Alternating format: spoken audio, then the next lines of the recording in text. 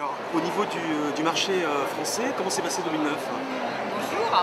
Écoutez, 2009, l'année c'était importante pour la Lituanie. On fêtait millénaire du nom de pays et ainsi Vilnius était capitale culturelle européenne. C'est vrai, ces deux dates importantes ont amené beaucoup de touristes chez nous.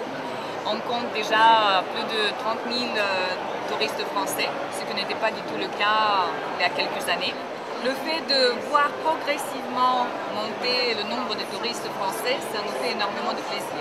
Alors ils vont où? Ils vont essentiellement à Vilnius? Ils vont où? Essentiellement la destination Vilnius, car il en a les week-ends culturels, mais au bord de la mer, il attire plus en plus de monde, ainsi que les alentours de Vilnius, avec les spas, avec les clubs de golf. C'est vraiment avec le repos actif, reposant, il y en a un petit peu de mélange de tous les produits. Et les infrastructures hôtelières ont un peu bougé? Il y a eu des investissements?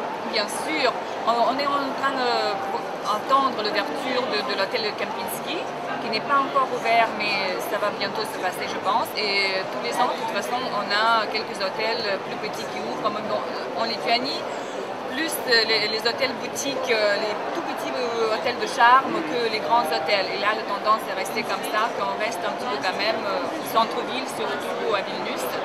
C'est toujours les plus petits les hôtels qui sont restaurés, qui sont rénovés. Oui, mais ça permet de bouger un peu partout dans le pays, ces hôtels-là. Oui. Alors là, vous êtes présente au MAP. Quelle est la nouveauté? Qu'est-ce qu'on peut dire cette année 2010? Cette année 2010, déjà j'ai une très bonne nouvelle annoncée parce qu'on a les vols directs des services. Disons que la Lituanie va être accessible par deux compagnies aériennes et Air Baltic, qui actuellement déjà est en service, et à partir du mois de mai, Ryanair.